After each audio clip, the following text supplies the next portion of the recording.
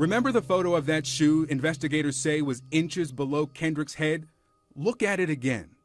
If he was inside the Met, reaching for that shoe, inside this tube, reaching for the shoe, and the shoe is beneath him, why isn't that shoe covered with blood? And what do you think about that shoe not being covered with blood? Do you? It was placed there. Hey, Sheriff Prime? Hi. Victor Blackwell, CNN. Chris Prime. The Sheriff's Department has denied a cover-up, but we took the Johnsons' concerns to Lowndes County Sheriff Chris Prime. Got some questions about the Kendrick Johnson case. I'm not going to discuss that with you. Why not, sir? Because our case is closed. The family has some concerns about why some things were not taken into evidence. There was blood on the wall. I'm not going to discuss the case with you. And why is that? Because I don't want to. Then, less than a minute after he'd invited us in, What did you not understand that I said? I'm through talking to you. he ushered us out. Thank you, Sheriff Prime. I don't believe this was an accident. I think this young man met with foul play.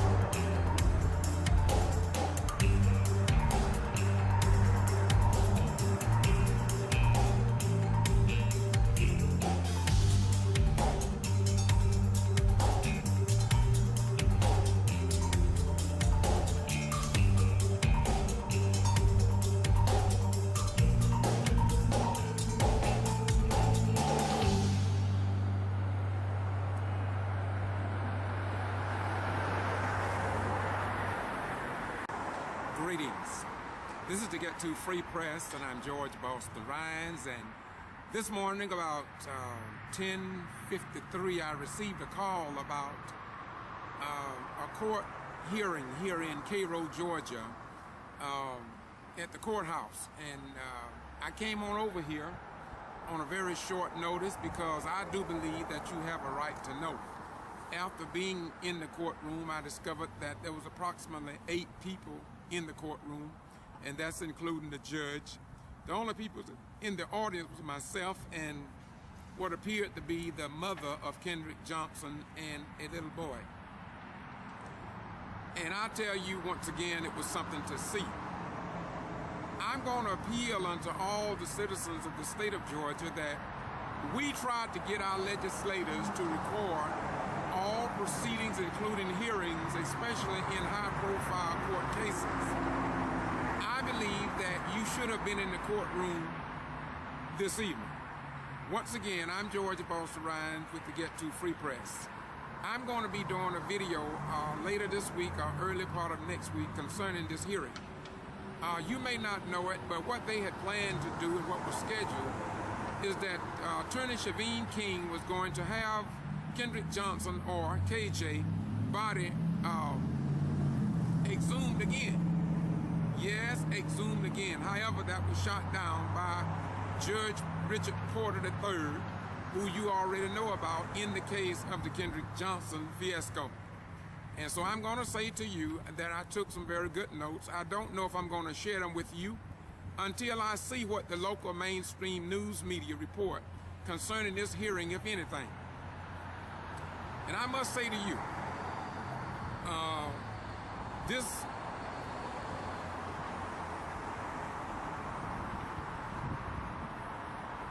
exhuming the body was going to take place tomorrow afternoon, I understand. But as it stands, it has been done away with or delayed by Judge Porter.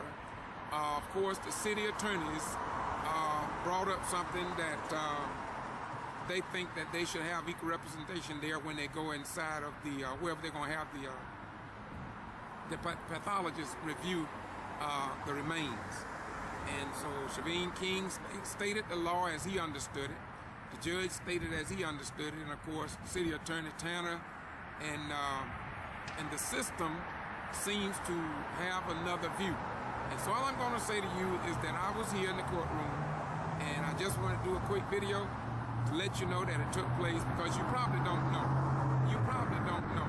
And what gets me on our form of government, we always talking about open government. Well, there are a lot of things that's happening in the KJ case that you all just don't know about, and a lot I don't know about. But I just wanted you to know that I traveled over here. When I got word, I dropped what I was doing. I had an appointment this evening in Tifton, Georgia, but this was prior to 1, and so I came over here. And the short form of this video is simply to tell you that Shaveen King was before Judge Richard Porter III once again. And as you know, to find out what is happening in the Kendrick Johnson case without the sound bites, without the snippets, and without favoritism, all I'm asking you to do is to just Google Boston G.B.R. on YouTube. I'm not talking about my opinions. Just forget about my opinions. Where we were permitted to go in the courtroom, I want you to watch those videos and see how and what the judge, not the judge, and see what the Johnson family and the attorney has gone through. And I will assure you that if you had been in the courtroom on some of these proceedings dealing with the KJ case, you probably would want to go to Canada at least to get a drink of fresh water, because there's some things, in my humble opinion, that everybody in the state of Georgia and in America should be able to see how the judicial system works here in the United States of America. Peace be unto you.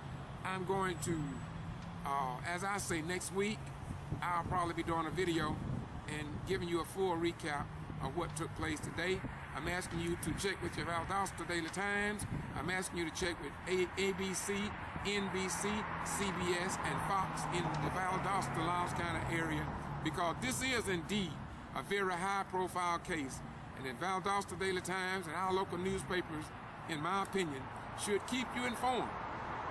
As you know, Judge Richard Porter was sleeping in every proceeding of the KJ case except today. He definitely did not sleep today. And so, but you don't know nothing about that. There were TV stations in the room, NBC, CBS, and nobody reported that but to get to Free Press. And the only reason I reported it is because too many of your children served in the armed forces for the freedoms and rights of other nations who are our allies, and truly the people in America should have a right to a free press and freedom of speech and freedom of religion, and it should be publicized without sound bites, whiteouts, etc., etc. But we know that something is strange going on in America. And we can sit down if we want to, and we look around, even the judges' children are going to be caught up into this system. Even the law enforcement, sheriffs, police officers, sheriff, and the city police chiefs, all their children and grandchildren going to find themselves in the same predicament that many of you all are facing today. But they will not report your story. But soon they're going to be their children, and soon they'll be able to understand it. But then it just may be too late, because the government will have such a tight, controlled set of friends and friends of the friends that even they will not be able to fight the monster that they have created by their silence and by their racist attitudes. And it might not be racist. It may be just a part of their heritage, and that is to hide the truth and say it's fake news rather than looking at what is true. But we must understand, as I close here, God forewarned us that in the last days he would gonna give people a delusional spirit, and these delusional spirits will make a man believe a lie rather than the truth. And then when the truth comes, they will holler fake news. You have to understand that God was the one that hardened the Pharaoh's heart. Let me repeat. God was the one who hardened the heart of Pharaoh. It made Moses' job harder. Yet the job was done. And so regardless of what wicked people do, in the final analysis, God, call it karma if you want to, but in the end, truth, right, and justice will win.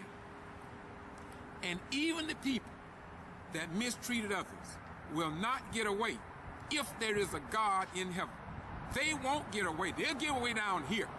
They'll think they're getting away, but their children, their grandchildren, down to the third and fourth generation, they're going to suffer the consequences of what they had done. Galatians 6 and 7 says that God is not mocked, for whatsoever a man sow, that shall he also reap. And I just pray that we are not serving the wrong God, because the righteous and the holy God says that you're going to pay for what you do against the God of creation. Because in the final analysis, he loves all of us. He don't care no more about a Jew than he does a Palestinian. And he don't care no more about me than he care about you. Peace be unto you, the Ghetto Free Press. We report what others ignore because you have a right to know. I'm going to ask you to listen to this song, but stay tuned. Next week, hopefully, we're going to be doing a video and give you the rest of the story after your news media publicize this to the general public. Bye-bye. Go.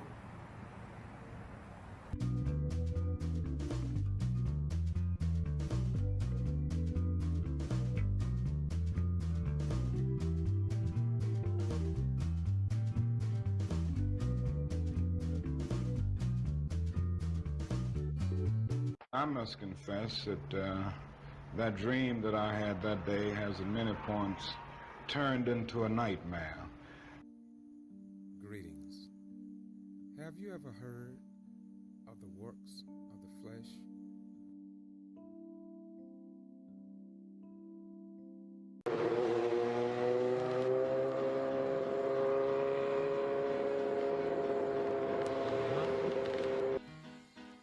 If I had 100 sheep and one of them got away, I would leave the 99 and go find that one.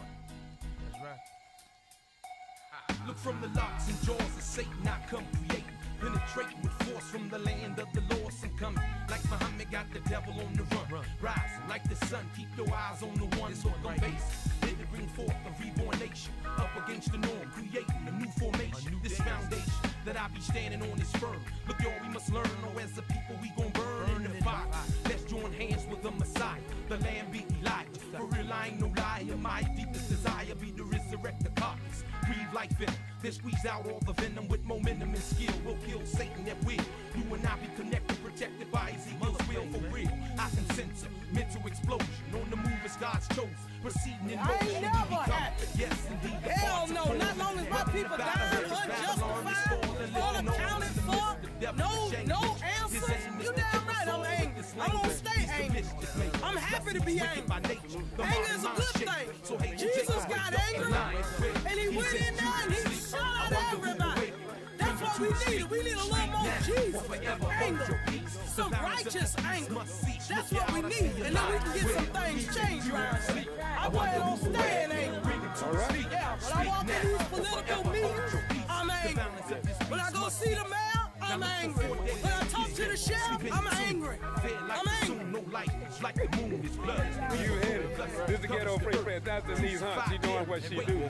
Don't we need more sisters and brothers like that? Wicked evil to what he knows that the future will bring a new ruler. So look, don't let him fool you with his maneuvers and wisdom. Seeking you will find that he uses symbolism with this rhythm that will represent the hesitant brains. Hit the water down the flames and sort out the remains. Everything must change, nothing stays the same. Our struggles been ordained, so just chill, maintain. I know it's strange, but look, one came to raise us up.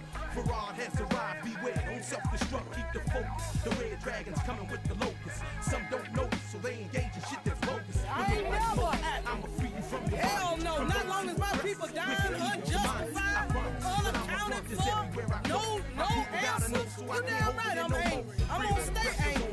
I'm happy to be angry. Anger is a good thing. Jesus got angry, and he went in there and he shot out everybody. That's what we need. We need a little more Jesus anger, some righteous anger. There's a lion where he's in Judah asleep. I wonder who will wake him. When bring him to his feet. Speak now, or forever hold your peace. The balance of this beast must cease. Look out, I see a lion where he's in Judicial. I wonder who will wake him, bring him to his feet. Speak now, or forever hold your peace. The balance of this beast must cease. Now peep these bones as they lie, still drying the valley. Buried under rubbish, darkness covers the body. There's no consciousness, there's no breathing, no pulse. Walking dead in Israel, be that sheep that's lost. Guided by the false image, they don't know what sin is. In their forehead be a mark that reach crooked menace. It's continuous bleeding, therefore repentance is needed. Wickedness can be defeated when we submit it's deleted. This beast be heated, he knows the fire's kindling. The curtains in that land of Midian be trembling. I see a similar large number, many men coming from out the grave to never go back in again. Lazarus, come forth, remove that napkin, take it off. The force be with you, so lion, let him hear your voice. I can hear the roars coming from daily tribal wars. Flesh wounds and scars be like all over the stars in the river of blood. We be swimming in sin. I see the lesbian and the million feminine men. These days be numbered, the end is right in sight. Behold, he comes quick like the thief in the night. At the head of 10,000, he be moving to fight. Burning holes at his feet, look, observe the plight. In the bottomless pit, they be falling, still dying. Who can save the lion and bring him home to Zion? There's a lion where he's in Judicial. I wonder who will wake, bring him to his feet. Speak now, or forever hold your peace. The balance of this beast must cease. Look out, I see a lion where he's in Judicial. I wonder who will wake, bring him to his feet. Speak now, or forever hold your peace. The balance of this beast must cease. There's a lion where he's in Judicial. I wonder who will wake, bring him to his feet. Speak now, or forever hold your peace. The balance of this beast must cease. There's a lion where I wonder who will wake him. Get up, lion. Did you think we was gonna stay down forever? A new day. 1909 Shepherd. Beware, follow that. For 443 goddamn damnable years. The topic is laid strict. I see eagles gathered everywhere.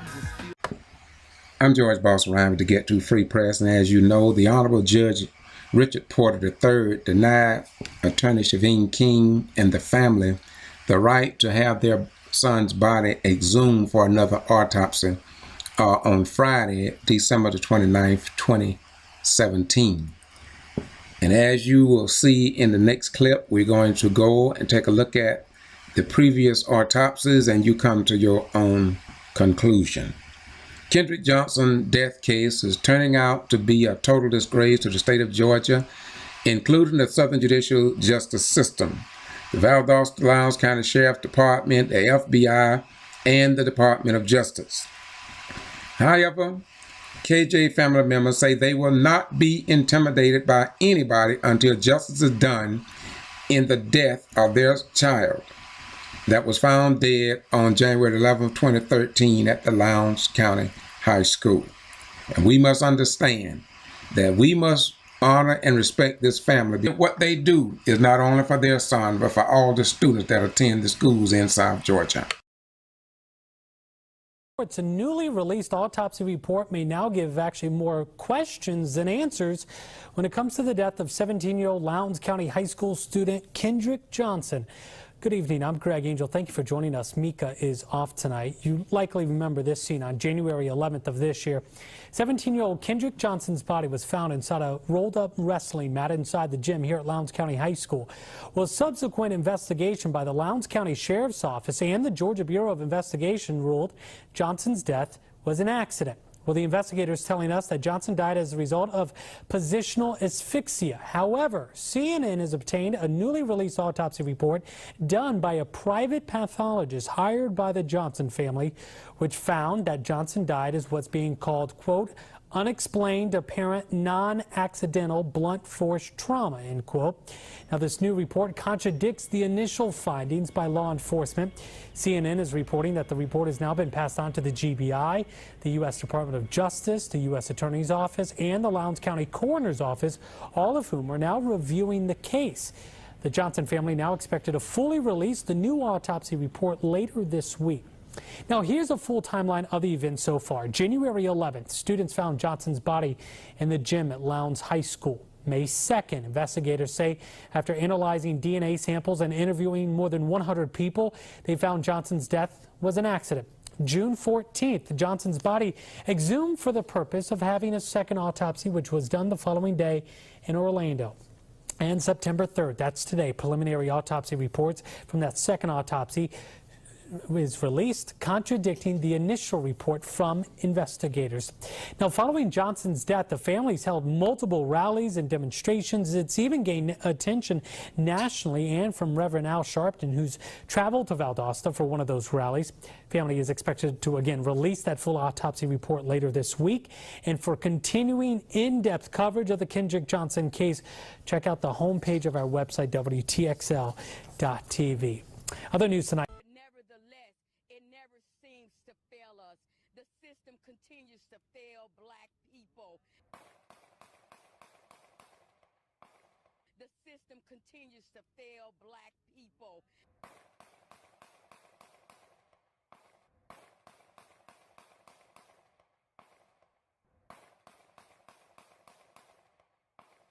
The system continues to fail black people.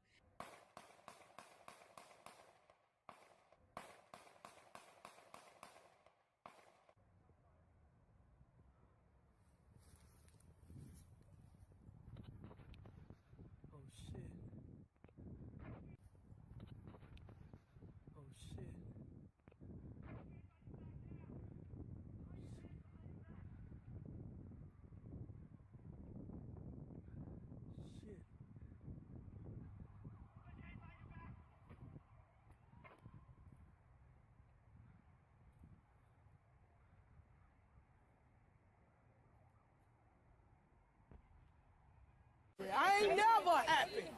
Hell no, not long as my people dying unjustified, unaccounted for, no answers. You damn right I'm angry. I'm gonna stay angry.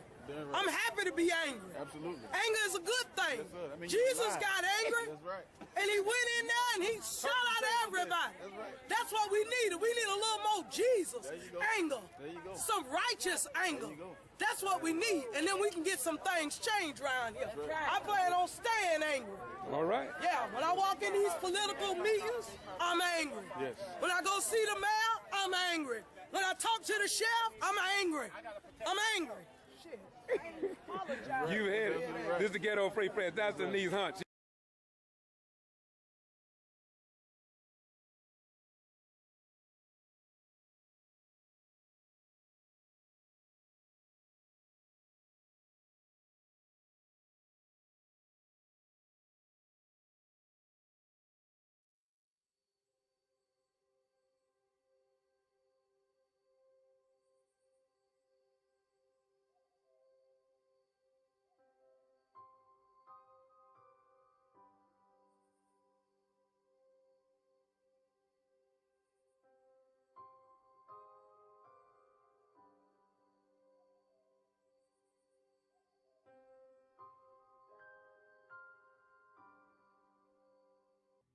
Roger B. Tawney, a Southerner, reads a decision that says that Dred Scott, as a black person, and black people generally, had never been, were not then, could never be citizens of the United States, and as such have no rights which white men are bound to respect.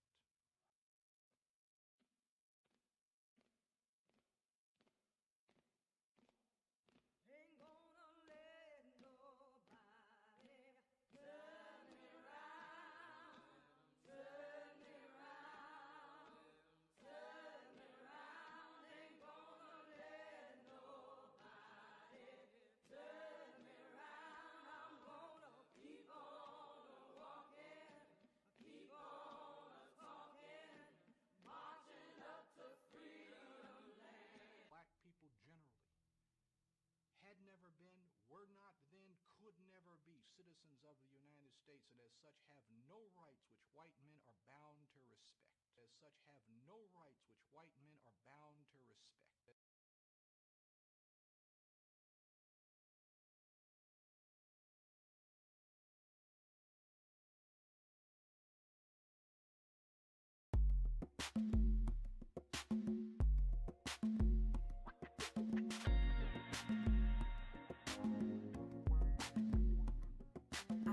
dragged across the desert in my bare feet, with no food or water, with nowhere to sleep. Been ridiculed and abused, wrongfully accused. What more can they do to me? What more can they do to me? I've been locked out with no reason why. Had to look straight into my enemy's eyes. Been stripped from my head to my toes. Nobody seems to know. What more can they do to me? What more can they do to me?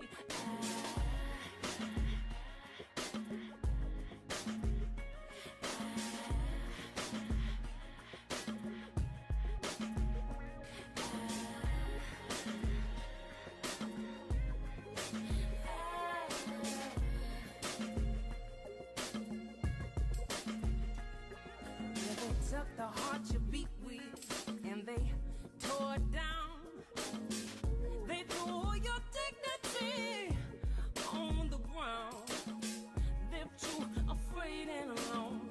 The truth is still unknown. What more can they do to you? What more can they do to you?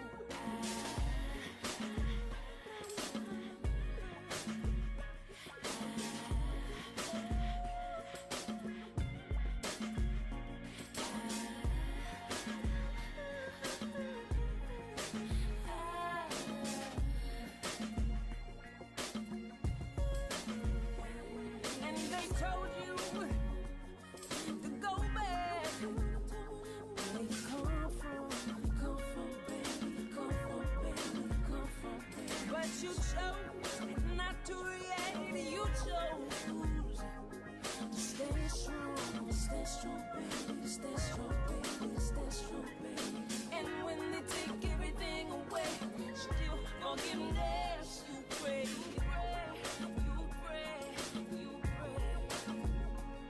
And what more can they take?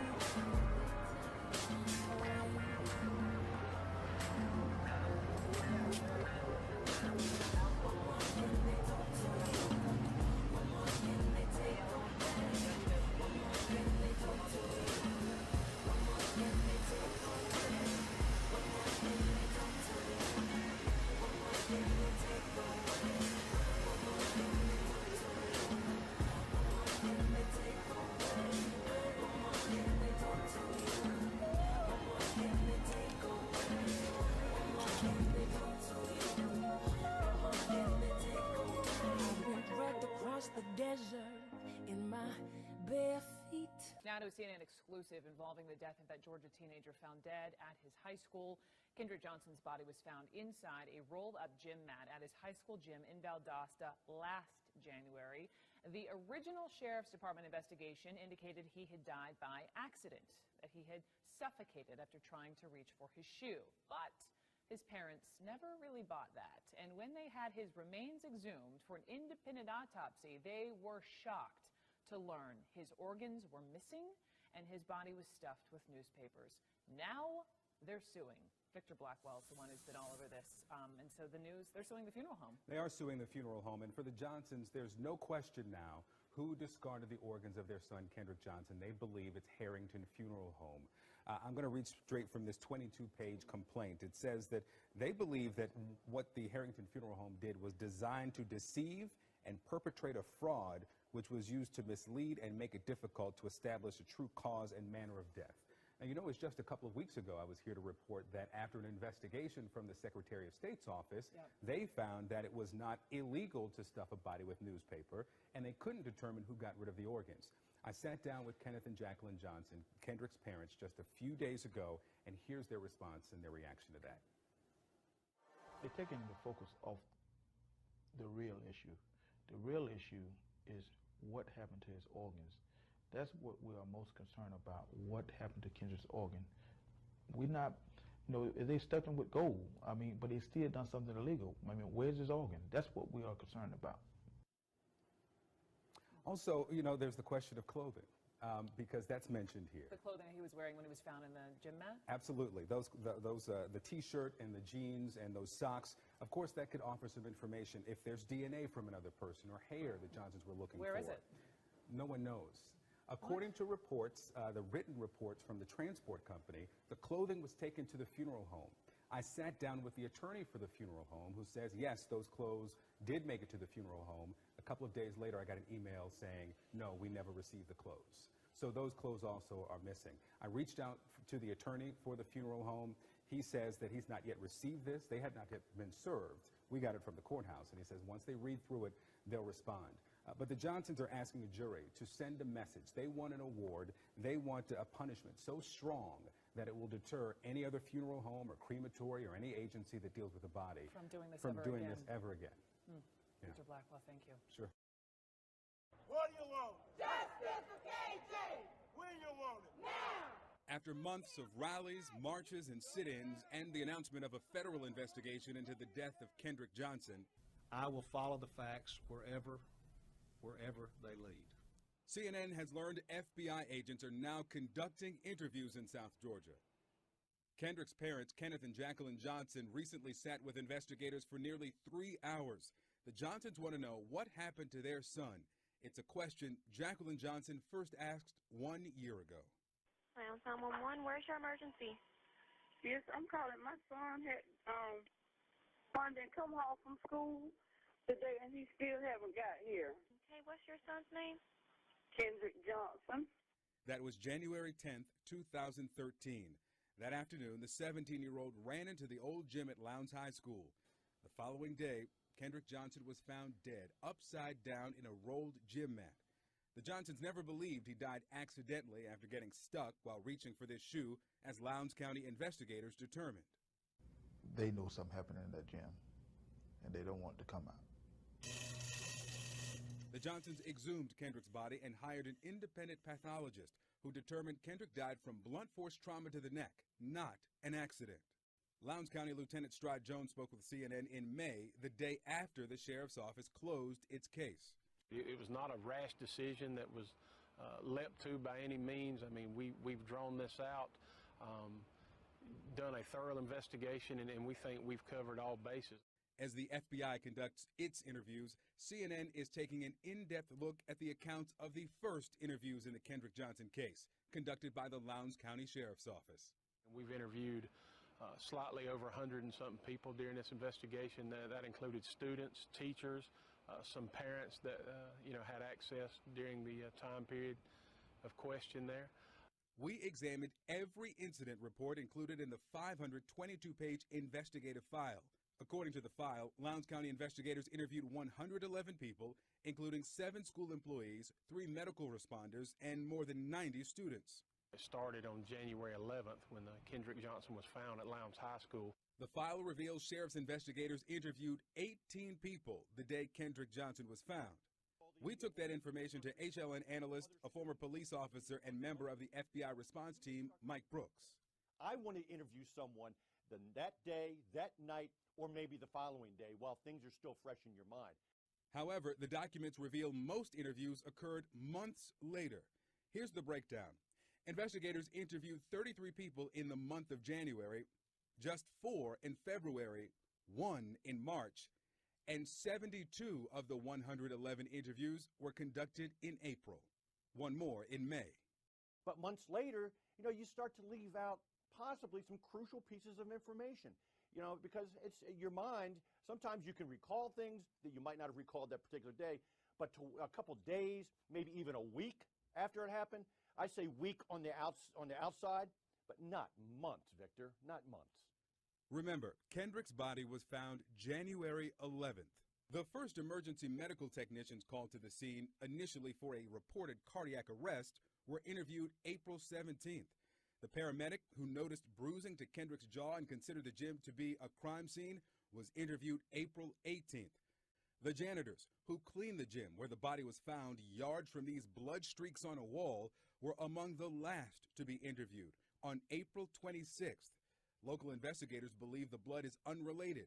However, they've never found whose blood it was or how it got there. And according to their report, The investigators did not ask the janitors about that blood. And look again at the school surveillance video.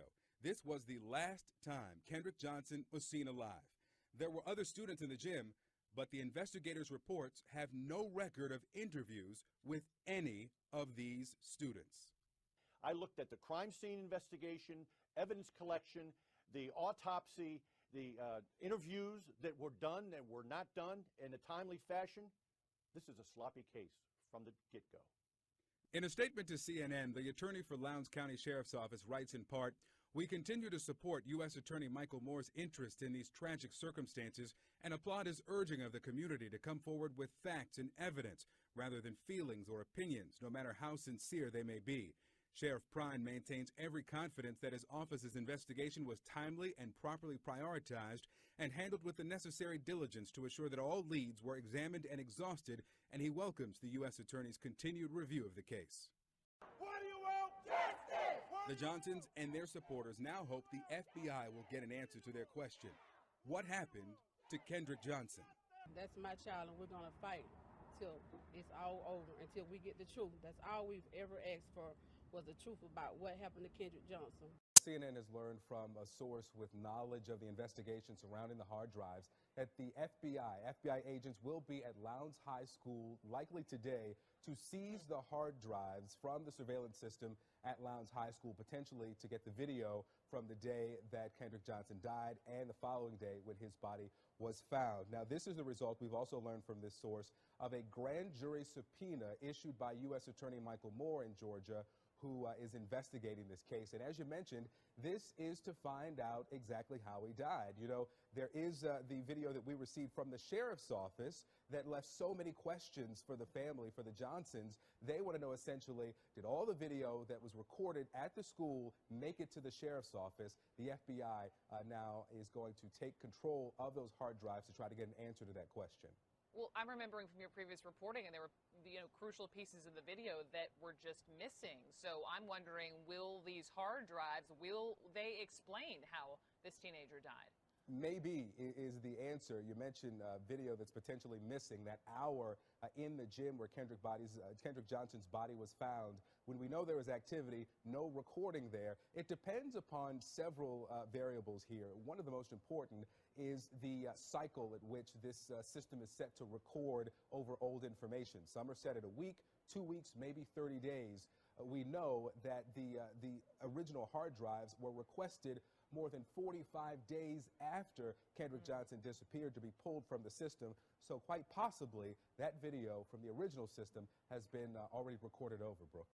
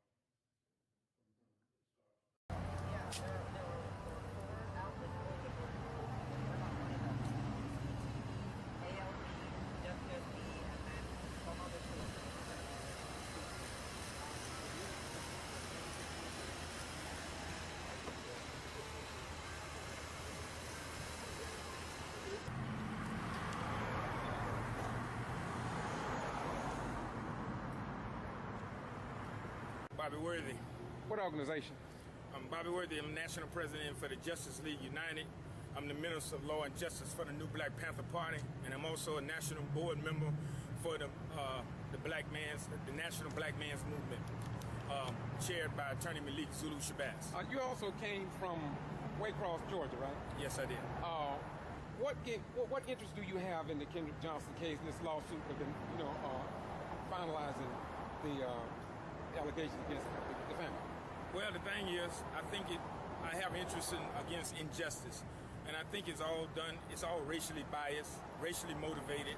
I actually believe that it is strictly out of retaliation against the Kendrick Johnson family for standing up against injustice, better yet, the assassination and murder of their son. Why would you use the word murder? I've seen that word murder being misused loosely in Lowndes County anyway, have gotten people in trouble, such as the late Park Host in the death of Willie James Williams in the Lowndes County Jail back in '98. So why do you use that word murder so loosely here today? Well, I like to use the word murder and assassination because that's what it was. It's proven that the coroner, the sheriff, even the sheriff himself lied and covered up all this. Lied, the coroner got on CNN and begged the CNN not to air his interview, and then later changed his story. A world now, when the family had the family body resumed, it proved that he was murdered. The sheriff violated protocol. In my opinion, the sheriff himself should have handcuffs on him. The coroners and even the G.B.R. The G.B.R. has never ruled in the favor of anyone in a wrongful death. All the way up to Macon with Renee McGee. The G.B.I. ain't nothing but another police agency. They're not gonna go against their own. You know what I'm saying? This man the Johnson family got to be the strongest family in this country. They will not stop and not charging for justice for their son that they know and all of them know was murdered. Now, what I witnessed in this courtroom today. Yeah, that was my main question. Yes, sir. What I witnessed in this courtroom was, first of all, a judge inattentive. Now, I'm going to be honest. I think the judge was fair. I think he was adamant. But the judge was inattentive when he went to sleep not once, not twice, but 3 times and one time at the end. Is that why you tried to get my attention? I didn't have a camera because of the situation, well, I'll explain later. But you tried to get my attention to let me know that he was sleeping? Yes, I did. And I also notified all the other news teams that were him. Did you see, and all of them say, yes, we saw it. Did you see the judge that he was asleep on the bench? They say, yes, we did. Whether they're going to air that or not, but we know the ghetto free press going to air it. Now, my opinion of what I'm going to call the Lowndes County 9 of racial injustice that proves that the racial injustice in this country is live and well. During the trial, I noticed all these attorneys seem to think the death of this 17-year-old man at the high school was a joke. They seem to think it was funny. They seem to be pointing and laughing at Attorney C.B. King. And to my opinion, I think that violates the court rules and regulations to make any kind of justice or scenes like that you're supposed to be removed from the court. Again, like I said, these guys are the guys are seeking, and it's about the attorney fees, our enormous attorney fees, and I don't think the judge is fair by any time limits. You can't put time limit on documents that's 140 pages long. How can you put a time frame on you going through a bill, a direct detailed bill, and tell a man he's going against 9 attorneys? 9 attorneys C.B. King going against, and tell him that I do believe that we need to put a time frame on this. How can you put a time frame on this, and he's going against 9 people, and each of these people got 100 and something documents that he got to go through each one? Well, let me ask you a question. I watched attentively, and did it not seem as if though, I mean, in my opinion, did it seem like he was trying to rush C.B. King to move through it fast? It seemed like everybody wanted to rush through it. I was surprised that Attorney King had the tenacity to maintain, to try to keep speaking about the Kendrick Johnson family receiving a fair trial. Yes. Because it seemed like that's what he was focused on. Would you agree with me on that? Yes, I would. I would agree. The judge was trying to rush C.B. King, but I got to give honor and props out to C.B. King. He held his own, he was professional, and he beat them down with their own rules, their own regulation, and they kept coming back with the same thing. And he even broke down the law for the judge, and the judge basically admitted that he really didn't understand it, and so he's going to read it in more detail. He did a good job, an honorable job, not to just break down facing 9 oppositions, 9 racial injustice. And to me, that was a panel of racial injustice at its best. You got Lowndes County High School, the school board. Y'all have all these attorneys, and now the Johnsons voluntarily dismissed a lawsuit to be refiled. By the way, they didn't mention that. But voluntarily do it, and now you're coming after them with excessive attorney fees, phone calls, and then hold on this now. The newspaper from the Valdosta Times called the county attorney, and he bills the clients for that? That ain't unethical, it is illegal. I'm here to tell you it is illegal. And I know C.B. King got a job to do, so I'm gonna back off before I pull mine, but he needs to have some paperwork filed on him. Okay. What do you think about, was you amazed at the number of black lawyers in the courtroom today? I mean, when you think about it, all those attorneys, how many? There was 9 attorneys in there. They all were white? And they was all white. And basically, I can almost guarantee it was all racially motivated.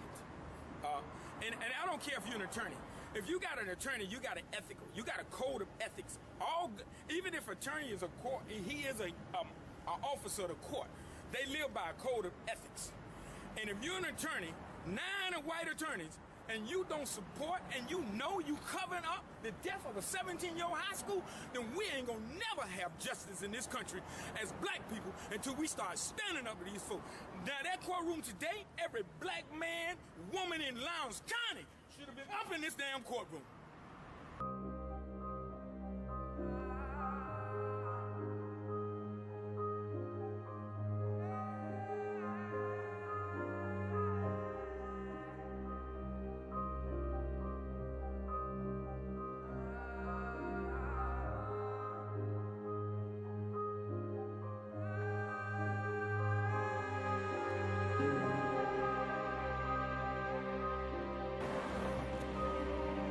I know you have a lot to say, but in closing, I want you to sum this up in your own way. I am a member of the press, and I specifically asked Judge Porter about, he had already chose WALB out of 4 people stations that showed up there today. And so my question to him was, the person that he selected, will they be there to record the entire day? Because I knew I was committed for a week. I would be there to record every bit of it, and I would forward it to all TV stations, including those that was not here. So as it was, Channel 10, they didn't come back this afternoon. And so my question to you is, do you think that was that done deliberately? So this afternoon it would not be a recording, a complete recording? We know we got a transcript, but that's not what I'm talking about. Well, my thing is the judge limited, my opinion, I think the judge messed up when he limited, because, he does have discretion in the law to allow recordings. But once he allowed one and don't allow the other, then he violates the freedom of the press. He violates the open meeting law. Because once he allowed one, he need to allow the other one. And I think he was biased and motivated by not really knowing what would come out of, I might as well say, a CBT's amount, because it seems like CBT was the only one standing up for true justice. When we, as members of press, we went behind closed doors with the Honorable Judge, and he had already had a pre-analogy about WSB, I think, out of Atlanta. He said that, number one, he didn't abide by the rule of governing us, the journalists. And so my question is that why would not a person state, I can only record to 12, and then at that time the judge could say, well, who can take it over the rest of the day since you all 4 are here? and I'm only going to permit one in, why didn't he simply ask that question, and then if anybody else would take on this afternoon?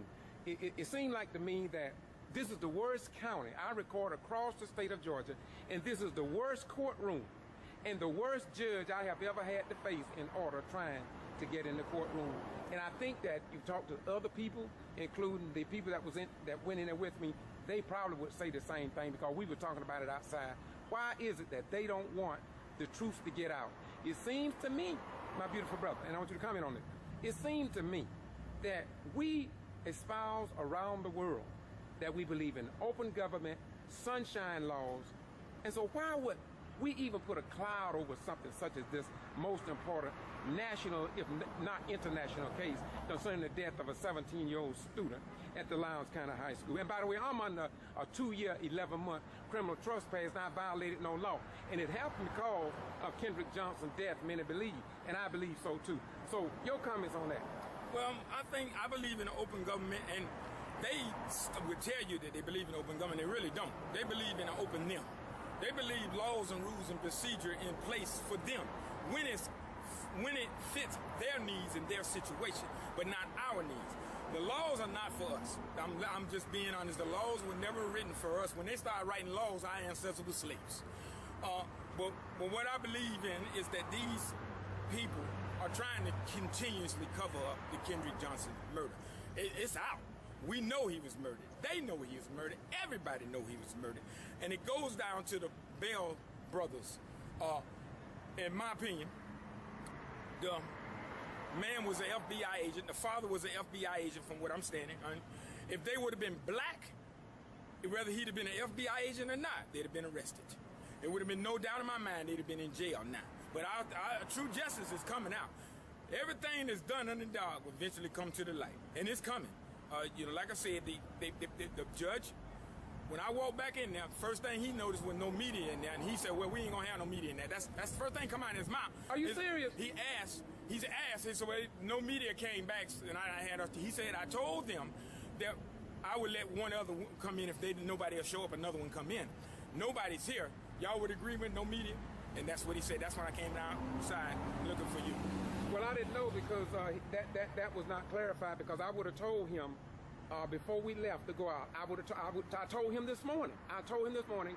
Rather than any other TV station, I specifically said to him, I will record the duration of whether it took all next week. I would be here and record every bit of it, and of course I would send it to the other TV stations. I knew that, because most TV stations will only record 2 or 3 hours, like the case with the Corporate 10+2, a 19-day court case over there, high profile, dealing with voting rights, and not one TV station, no news people showed up for them 19 days. The Corporate Free Press, I think, showed up for 1 day. And after all those 119 violations were dropped against the Corporate 10+2, there were no media was there to record anything. And when we stood in front of the Brooks County Courthouse and called all these local television stations, not a one of them showed up. And people take notice of that. Yes. People take notice of that. Well, go ahead. I sent the media blast out to everybody when I found out about this. All the news media, CNN, everybody, every local news station that I know, radio, Valdosta Daily Times, all of them, but Valdosta Daily Times was too. But how can you, this is what I understand about the media, how can you come in here and do the beginning of the trial and not get the end? So you're going to go report an incomplete story, and probably not going to be report half of it anyway.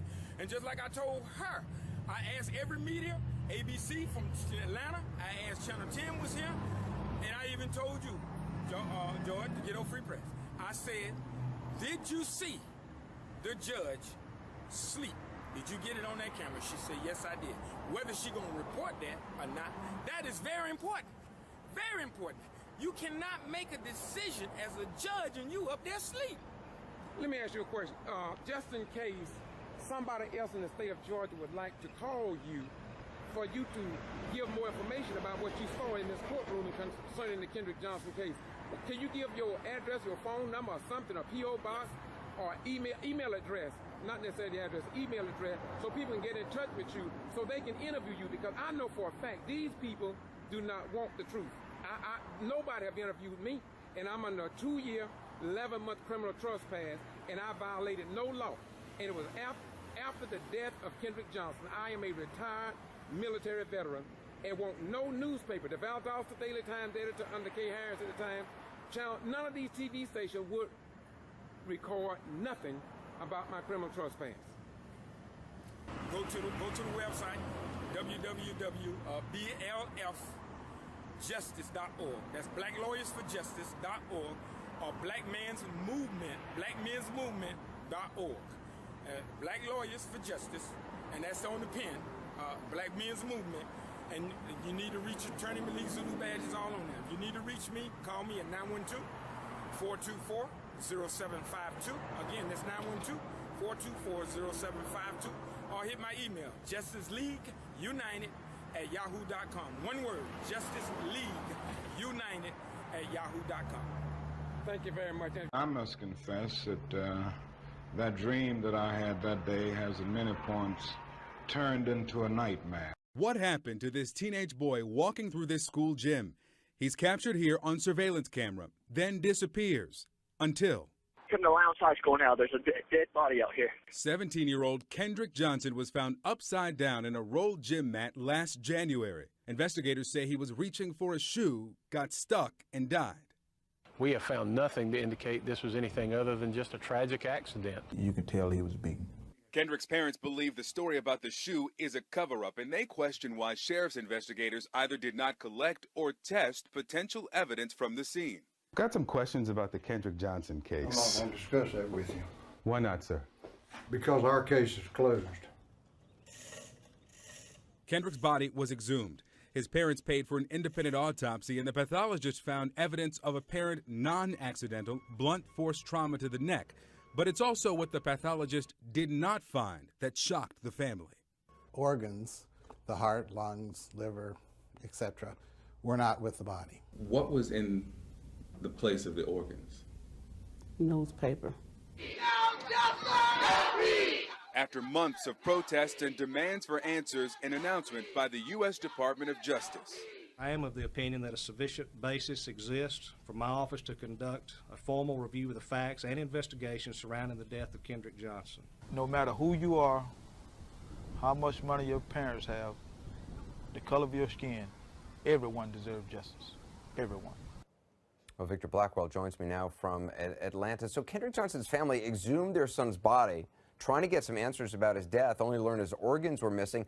I don't understand how the state investigation doesn't offer any explanations. I mean, somebody removed this young man's organs. Somebody's lying. Well, they said that there was an investigation. You'll remember that we reported on this show back in early October that when Kendrick Johnson's body was exhumed for that second autopsy, his organs were not with the body, and that started this investigation 3 months ago. And I want to remind people which each side says. The Georgia Bureau of Investigation, which did the first autopsy, says they put the organs back into Kendrick Johnson's body, closed the body, sent it to Harrington Funeral Home. The funeral home says the organs never came with the body, but they take it a step further. The funeral home says that G.B.R, Georgia Bureau of Investigation, discarded the organs because they were destroyed through some natural process that Harrington still has not explained. But late today, we now have a copy of this letter that was sent to the Johnsons. It's from the Funeral Services Board.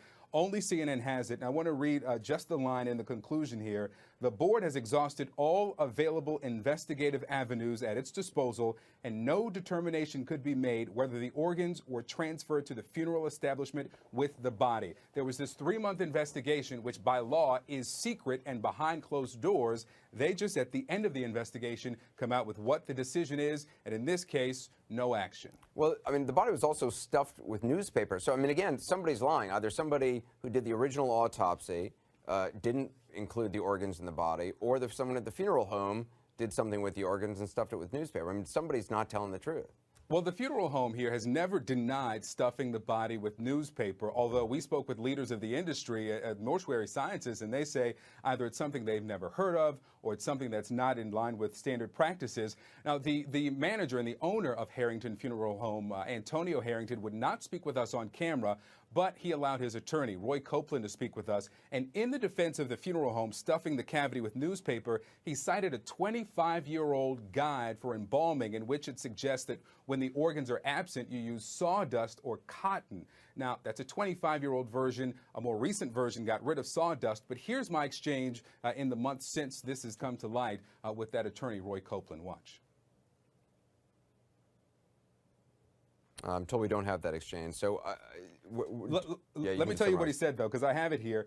Again, the book says either cotton or sawdust, and I highlight that newspaper is not one of them. He says it's absolutely not one of them, nor is it precluded as one type of foreign substance that may be introduced into a body for purposes of building up for display. Essentially, it doesn't say we can't use newspaper. And that's what the state says. It's not best practices, but it's not a violation. Again, with the newspaper, no action from the state. So again, at the end of this investigation, in addition to his family not knowing how he died or why he died, they just got to accept the fact that somebody took out his organs and did away with them, even though they maybe had some relevance to the cause of death, and they're not going to get any more answers on that. Well, you know, we spoke with several former members of the FBI and asked, well, is it possible that there could be a third autopsy? You've got the competing ones from the state and the independent pathologist. Would the FBI want their own? It was possible, but now without the lungs that would have actually showed some evidence of positional asphyxia, which was the diagnosis from the state, or the tissue from the jaw, which was the diagnosis of blunt force trauma to the neck from the independent pathologist, it's no point in exhuming his body for a second time for that third autopsy. They'll have to rely on the reports and the photographs and the slides from those two pathologists. All right, now to a case that has a lot of people asking questions. It's from Valdosta, Georgia. In January, 17-year-old Kendrick Johnson was found dead upside down in the center of a rolled cheerleading mat in his high school's gym. Investigators say he was reaching into the center of the mat for a shoe, got stuck, and died. They say he accidentally smothered to death. Well, his family thinks that story is a cover-up. The paramedics report says there were bruises on his face and that the gym was considered a crime scene. Kendrick's parents say he was beaten to death. Said it was no foul play. He had no bruises, no nothing. Did you believe that? No. And you still don't believe it? No, I don't. The mat is so light, he could have pushed that, just rock and it would have fell over. I tried to get in it. I couldn't get no forward my neck muscles into the mat. As handsome as my son was, then you see him like that, it's crazy. I really feel he was murdered. No matter who you are, how much money your parents have, the color of your skin, everyone deserves justice. Well, now the Department of Justice is reviewing this case. Joining me now is former FBI federal agent and private investigator Harold Cope. It's good to have you back. Thank you, sir. So you've read over the autopsy report, the paramedics report, all the documents, and know about this story. Let's start here with just the dimensions. County officials say that 5'10" Kendrick Johnson was reaching into this mat. It's 6 feet tall, right? Yes. Arm extended. His shoulders are 19 inches wide. The hole in the center is 14 inches wide. Do you find that suspicious? I find a lot of it suspicious. And one of the things that really makes me wonder is that he's reaching for one shoe. How did that shoe get into this mat? It makes you wonder who was in there. Was there some horseplay? Did someone see it? There are more questions here than there are answers right now. Okay, let's talk about this paramedics report. You have a copy, I have a copy. Yes. And let's start with this element of bruising of the face. Now, the family says they were told there were no bruises, no signs of foul play, but the paramedics report says that there was bruising noted on the right side of his jaw. It does. And what's interesting is when you look at the autopsy report, there's no mention of any bruising. So it doesn't make any sense. Now, you might get away with that by saying maybe when he went into the mat, that bruised his face. I don't know. No one knows. But something doesn't ring true here. Let's talk about the consideration that it's a crime scene. Is that typical if the sheriff's office is there investigating, or does someone have to tell the paramedics that this is a crime scene? Someone had to tell them it was a crime scene. So there was a school resource officer on the scene You would think by the time the medics got there, police were already there. I suspect the body was pulled out initially, looked at, because they made certain determination about eye movement, things like this. They couldn't have done that if the body was stuffed down in this mat. Again, a lot more questions than our answers. One more thing, and we discussed this right before we came on. It says that a 17-year-old male, they received a call that a 17-year-old male was complaining of cardiac arrest. I've listened to the 911 calls. They say that he was dead when they found him. How would that make it into this report? Doesn't make any sense. How could it be a cardiac arrest? Possibly they just put that down as standard language. Until you interview those people, you don't know. One other thing, the coroner, county elected official, constitutional officer, as is the sheriff, he's been very vocal about this case leading up to the release of this report. He says that he was supposed to be called as soon as a body was found. He was called 5 hours later. I also want you to hear what he told our affiliate WCTV in April. I don't know what McKinney did when they got there on the scene. The body had been moved. The scene, in my opinion, had been compromised. I found that to be amazingly unusual for two constitutional officers in an investigation to go head-to-head on something like this. Very much so. And the scene was compromised. There's no doubt about it. Now, the question is, did anyone take any crime scene photos upon initial entry? And what were the written statements on the paramedics? We don't know that yet. I got two things I got to get to. He said the coroner, Bill Watson, sent me an email after we did an interview, and he said something similar. I want to put up part of that email. He told me through this email, I would appreciate it if you would destroy this interview with me. I do not want this to be shown whatsoever. I feel that our situation should not be aired. Of course, CNN decided that we would air it. I called to ask why. He said that this just needs to end. It's gone too far. Final question. Are there enough questions here that if you were the person deciding for DOJ, should there be an investigation opened into this investigation of the death? Definitely. Kendrick Johnson was found dead in a rolled-up gym mat at his high school. Originally ruled accidental. The parents are very upset. They believe that their son was murdered.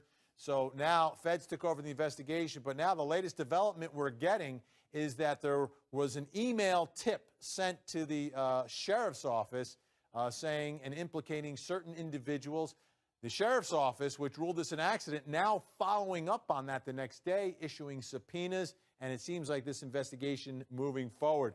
Joey Jackson, Mike Brooks with me, and Jane Velez-Mitchell, host of Jane Velez-Mitchell, joins us now. Jane, it seems from where I'm sitting, this is a big, big development in trying to get to the bottom of what happened here. Absolutely, Vinny. And I think it's great that with alacrity, investigators interviewed two of the four individuals named in this anonymous email tip. I'd like to see them go further. First of all, I'd like to know, where were they at the time of Kendrick Johnson's death? So that's number one. Also, if you're looking at the poor individual, the victim there in the rolled up gym mat, there's clothing, there's a lot of material around there.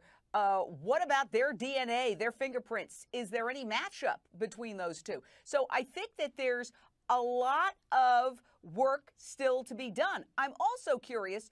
I heard the report that 100 people were interviewed in the wake of this, and I want to know, were those two individuals or the four individuals named in the anonymous tip amongst those 100 individuals originally interviewed?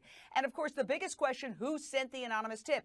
Is this person possibly the one who's actually involved and wants to throw police off as we get closer to a possible resolution with the feds getting involved and a grand jury convening to hear this?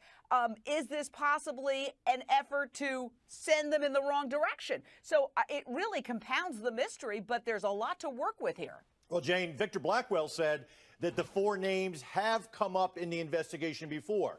So we don't know if they are possibly part of the 100 who were interviewed, and they are trying to find out the origin and who sent this.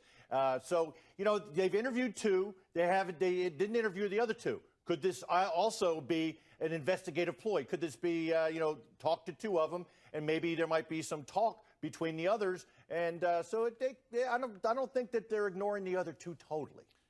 Tonight, Victor Blackwell has exclusive information, some disturbing new evidence, photos and videos that only raise more questions. And we do want to warn you, some of the video you're about to see is graphic, difficult to watch.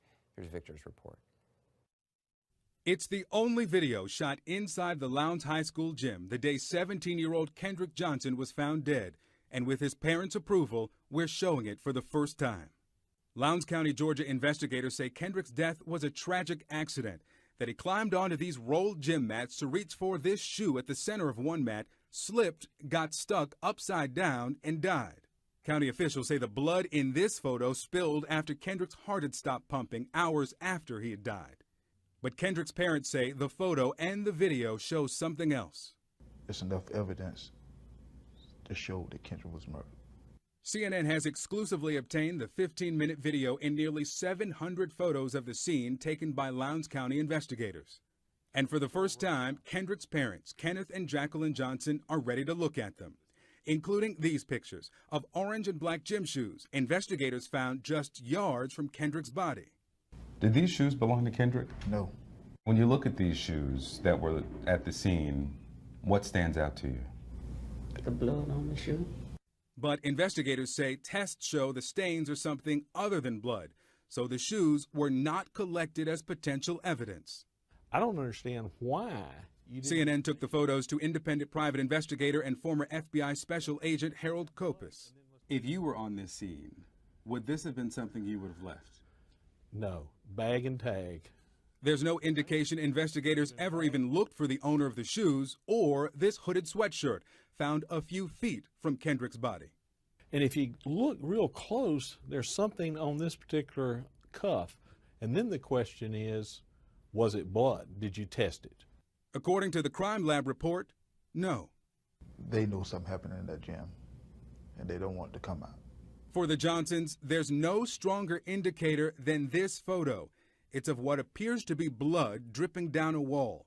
Here's what Lowndes County Lieutenant Stride Jones told CNN about that wall in May. And we tested it, and it was blood. And we did DNA testing, and it was not the blood of Kendrick Johnson. If it wasn't Kendrick blood, who blood was it? Did you ever find out who it was or any involved? No, as of now, we haven't, no. But it doesn't appear to be related to our crime in any way.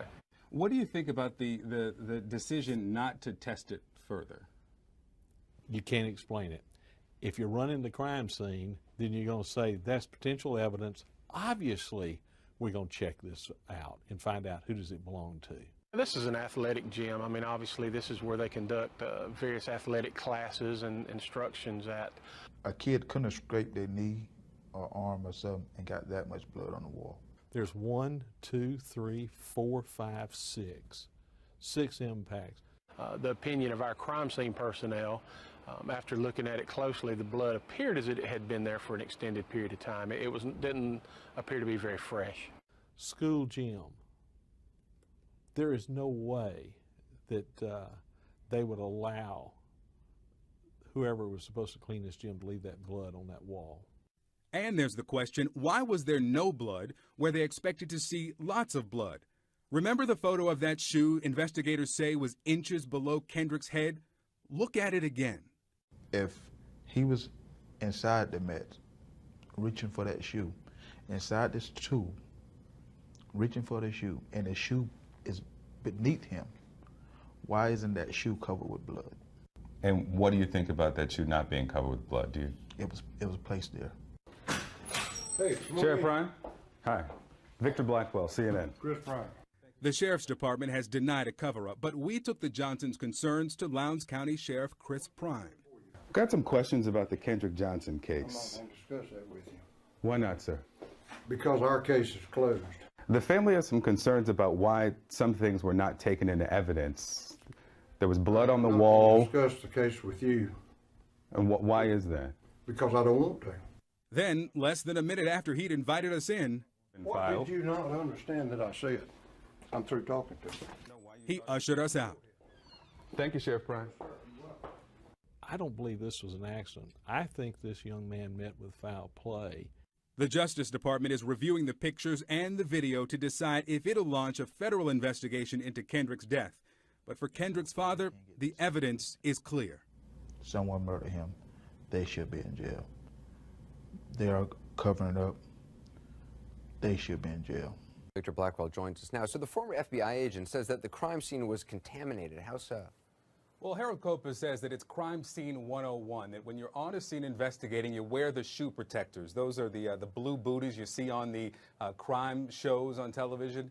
Well, look at these pictures. You can see here that these investigators are not wearing the shoe protectors, and it's not so much to protect the scene, rather to protect your shoes, but it's to protect the scene from anything you could track in. And Copa says because they're not wearing those protectors, this scene was obviously contaminated. And clearly, you tried to talk to the sheriff there. They clearly didn't want to talk. Is there anyone tied to the investigation who is willing to talk? Well, we went to speak with the superintendent of Lowndes County Schools, Wes Taylor, and we asked him about the blood on the wall and how long it had been there. Also, I mean, if the theory is true that he slipped into these mats after climbing onto the bleacher to get the shoe, are the mats still there? His answer to most of our questions: we are cooperating with the Georgia Bureau of Investigations. He wouldn't go further than that. You would think someone who works at that school would either be able to say, oh, yeah, I remember when a student, bled all over the wall in 6 different places, or not.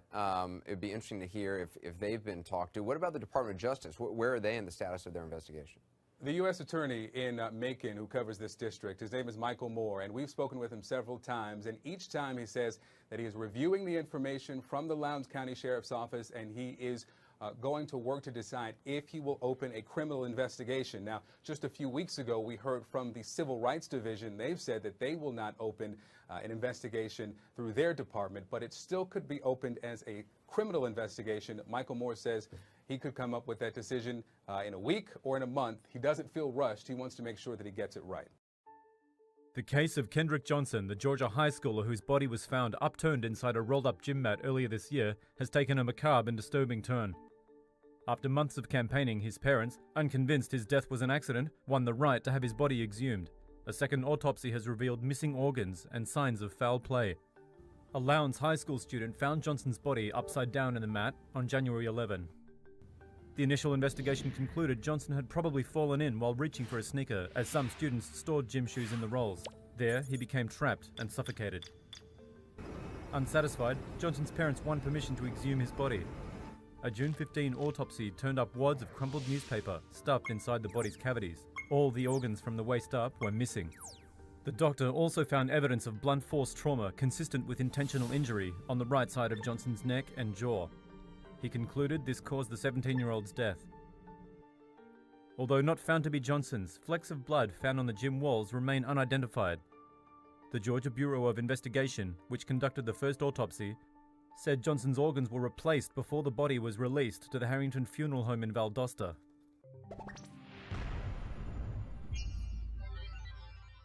How do you think that there was no camera in the courtroom?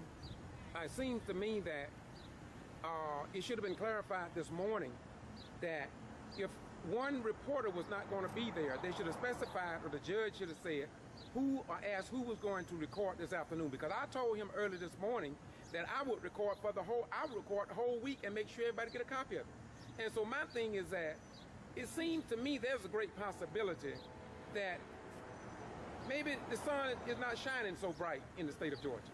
It's not shining so bright for them. And the reason why they didn't want y'all in there with the camera, because every time they make a mistake, it's recorded on film, and they don't want to have to go back and use that. That is the same reason why, in the KJ case, why those films was tampered with, per se, because the evidence was already there. And they learned now that if it's on film, then they can use that film against them. But they didn't need the film today because they beat themselves. And what do you think about the rush? It seemed like they were trying to rush Shaveen King in asking his questions, and I mean, it seemed like he was under pressure. It seemed like the judge was giving the appearance that either King didn't know what questions to ask, number one, or number two, somebody didn't understand the law. Well, King asked the right questions. The thing is, he caught him off guard, and when he caught him off guard, they didn't know what to do. So once they made their objections, then the judge put the pressure back on Mr. King, but Mr. King was cool. They tried to rush him to make him make mistakes, but he didn't make any mistakes. They made the mistakes. Let me ask you another question. Don't you think that it may be a good idea that there would be cameras in all courtrooms in the state of Georgia so the American people and the people of Georgia could actually see how these judges and juries and how the citizens in Georgia are being treated and what they call a fair trial? Don't you think we need, by law, all court cases, especially high-profile court cases, should have cameras wherein the people can see these, if necessary, live, so we will have more confidence in our government, especially from the black experience, because it seems like many blacks are losing respect and confidence in their government even after they come back from the wars of this nation. Like you yourself. Yes, to answer your question, you were with us down there in Thomasville. Okay, while you were down in Thomasville, you recorded everything. Yes, sir. They made mistake after mistake after mistake. Now, don't you know when we go back in there, we're going to use those tapes against them, and those tapes are going to actually whoop them. The judge decided he didn't want to rule on something just because he's trying to cover himself. But it's too late now. You're not Judge Altman now? Yes, because you got it on film. And the same thing here. If all of this stuff is on film, every mistake that they made, Mr. King will take those mistakes. Well, not Mr. King, any lawyer. Any lawyer with any kind of law degree should understand that, yeah, they made a mistake, so I'm going to expose this. I'm going to use this. So now by us, you or whoever else in there not being able to record it, so now it's just basically our word against theirs, but they do have a court reporter. Yeah, they got transcript. But nothing better than that picture and the actuality in live time. Okay, thank you very much. What's your name again? Reverend Larry D. O'Hara. Thank you very much. Waycross, Georgia. Thank you. Peace. Did you see, and all of them say, yes, we saw it. Did you see the judge that he was sleep on the bench? Did you see, and all of them say, yes, we saw it. Did you see the judge that he was sleep on the bench?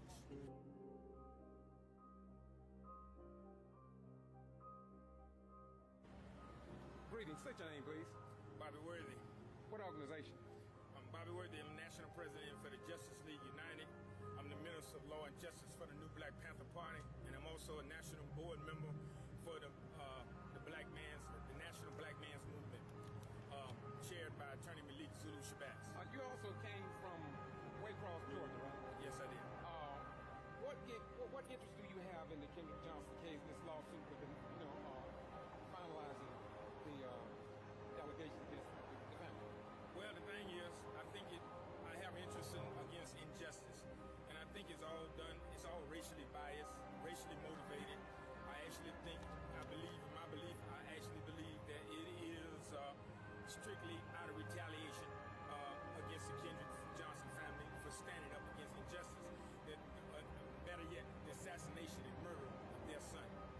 But the judge was inattentive when he went to sleep not once, not twice, but 3 times and one time at the end. And I also notify all the other news teams that were him. Did you see, and all of them say, yes, we saw it. Did you see the judge that he was sleep on the bench? They say, yes, we did. Whether they're going to air that or not, well, we know the ghetto free press is going to air. Johnson family got to be the strongest family in this country. What's your name? My name is Reverend Larry D. O'Hara. What's your position or what title you carry? I'm the, I carry many titles, but as far as the NAACP, I'm the assistant president of the Waycross branch. Are you a minister of the gospel? Yes, I am. All right, what do you think about what happened today? Even the judge sitting up there asleep from time to time. You saw him sleep too? Yes, and when he wake up, then somebody holler an objection, and he don't know what the objection is. So then he turns around and asks, after the guy called the objection, you speak his piece, then he turn around and asks Mr. King, and Mr. King just blurted out. He just go ahead on and beat every avenue that they came across today, they got whooped today. What's your name? My name is Reverend Jeffrey Benoit. I'm the president of the Clayton Henry chapter of the National Action Network and a candidate for the 2016 State Representative, District 76, which covers the Conley, Fairview, Stockbridge, Forest Park, Rex and Morrow, and Rex, Georgia. Because you call it National Action Network. Who's the founder of that organization? The founder is Reverend Al Sharpton, who founded the National Action Network in 1991, so this is our 25th year. Yes, Bobby, what did you say that you saw the judge doing in the courtroom today? Sleeping. What did you say you saw him doing? Sleeping. Did you see him? Oh, he was not. He was not, and at least 3 times that counted. I heard several other people, I want to be on camera, that you all saw that. Now, how can you really, you know, wait a minute. You was over, did you come to equipment with equipment 10 plus 2 and Representative Tyrone Brooks as well? I sure did. Yeah, you all came for that. So, what is happening across the state of Georgia? I mean, short form, Bobby, short form. What's happening across the state briefly? Lack of education, lack of knowledge, lack of responsibility on the parents' part down to the youth. Because we, in this country, we follow the characteristics of leaders. Now, United States of America is a powerful country.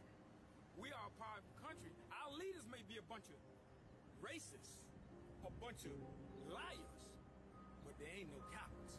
And just as in the church, if your pastors, leaders of your churches, and this man, leaders of their churches, and they standing up.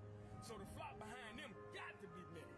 You know what I'm saying? So the thing is, if the leaders of your organization and church meetings are cowards, we gonna follow the characteristics of our leaders. So if your leaders over you are cowards, then the flock that follow them gonna be coward as well. And I also notify all the other news teams that were here. Did you see? And all of them say, yes, we saw it. Did you see the judge that he sleep on the bench?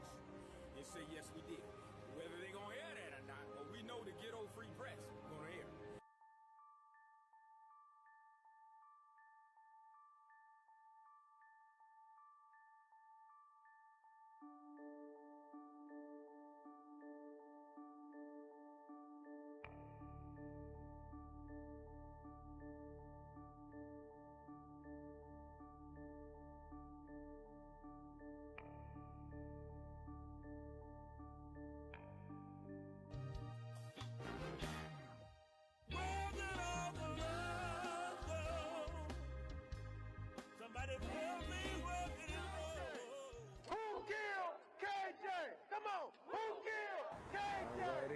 What's your name? Bobby Worthy. What's going on here today again, brother? We're here today again to continue the Kendrick Johnson case, the attorney fees, outstanding attorney fees. I think the judge has been a little bit more better. He did go to sleep a few times, but at least this time he did some things that I think he was kind of fair today. I think he was way better than, a whole lot better than what he was doing. It seems like he's dropping a lot of attorney fees, doesn't he? Yeah, they're definitely not going to get what they thought they was. Well, he did that this morning. Before you got here, he was doing it, and it seems as if, though, there's something strange in this case altogether. But it's very interesting. Things was kind of slow. But this morning, I didn't see him sleeping that much this morning, but Jackie said she got him, he was sleeping this morning as well. But this afternoon, he just couldn't keep his eyes open. Yeah, but at least this time he stood up when he got tired. He allowed everybody else to stand up when they got tired. Well, that let you know he was sleepy. Yeah. But don't you think that if he have some breaks, it would eliminate some of this? He don't have no breaks. Yeah, I think it would be have a couple more breaks. I still think they're trying to kind of rush this to get it over with. Because I guess it's maybe boring to them, but it definitely ain't boring to the Johnson family to have to pay out some attorney fees. And notice that he did say, they don't say that I have to give attorney fees. They say I may give attorney fees. You know what I'm saying? That he did speak on that and other thing. Only thing that I didn't allow is I see him still allowing the defense attorneys to do whatever they want in court. Like when the attorney was arguing back and forth, raising his voice at King, the judge should have stepped in and stopped that. I see that a lot. Yeah, Why, you think they're too close, or maybe they're friends or something? Maybe friends or something, but he should not allow that. He should intervene as the judge. Either he don't care, he was just tired and didn't realize what was going on and attended to. And but he should have immediately stopped that. Oh, wait a minute, you just answered the question. He did at one point say, all you do is just answer the question. He said that to Attorney Talley, right? Yeah. So where you gonna be back tomorrow? Oh yeah, I'm gonna be right here. I won't be late this time. Thank you very much. Thank you. It's October the 3rd, 2016, and the KJ case of the family paying attorney fees is in session, and this closes out the first day of this week. We'll be back in the morning at 9:30, and it was a pretty interesting day. question was asked, and a lot of the fees that attorneys have identified and brought up before the judge, some of them have been dismissed, and it's still going on. Attorney Talley was in the hot seat today, and he did his due diligence. Of course, Attorney King took his time as usual. Very few people was in the courtroom. We didn't see any news media, and it's kind of slow. Everything is kind of slow. But I want the people of Valdosta, Lowndes County, the state of Georgia, to know that the case is moving along pretty good. And as you know, it's all about the death of Kendrick Johnson, a 17-year-old high school student that was found dead January 11th, 2013. He went missing on the 10th, and he was found the 11th.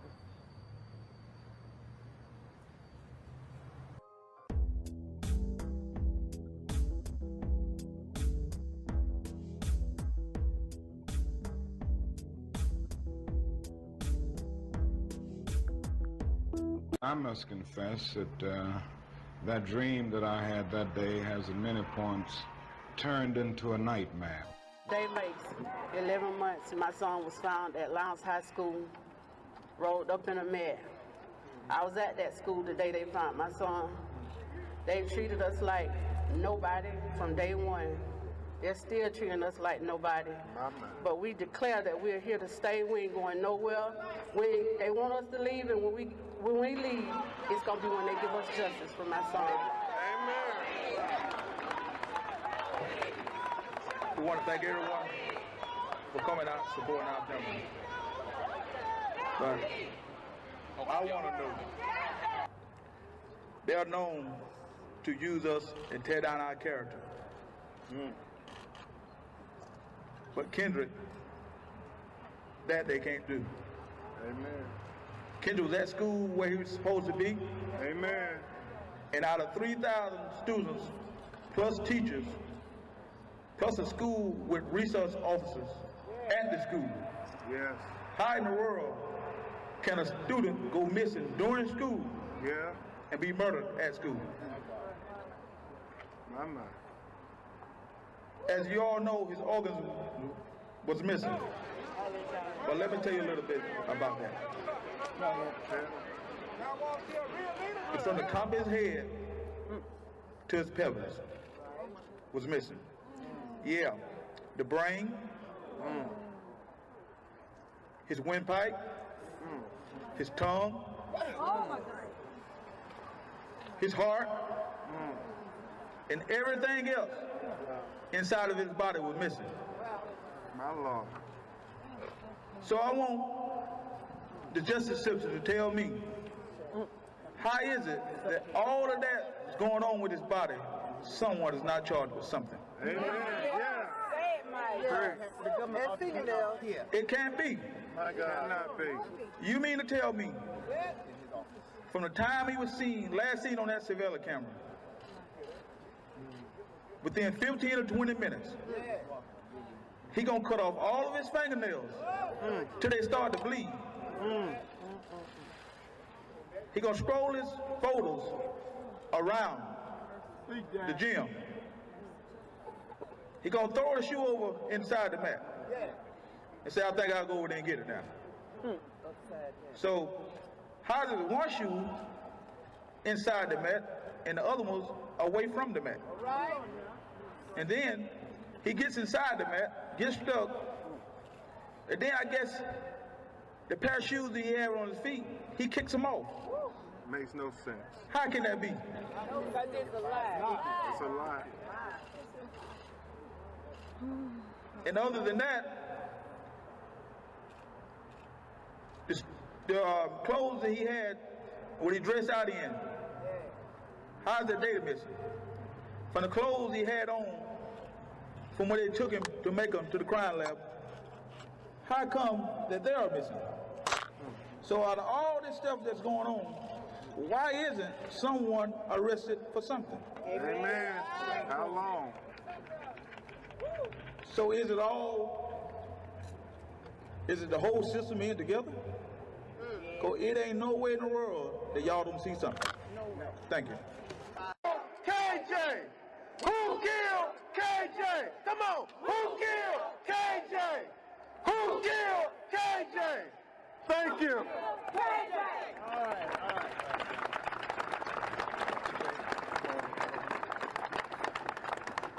Today makes 11 months my son was found at Lowndes High School, rolled up in a mat.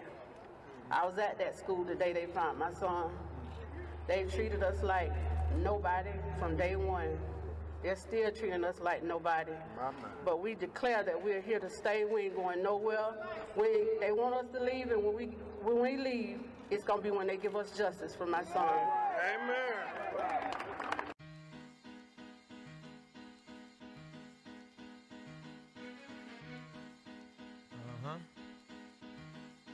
Yo, if I had 100 sheep and one of them got away, I would leave the 99 and go find that one. That's right.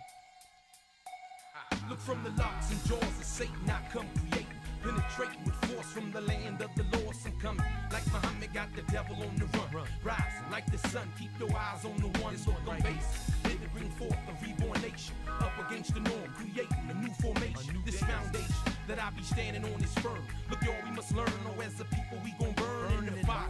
Let's join hands with the Messiah. The Lamb be Elijah. For real, I ain't no liar. My deepest desire be to resurrect the carcass. Breathe like venom, then squeeze out all the venom with momentum and skill. We'll kill Satan at will.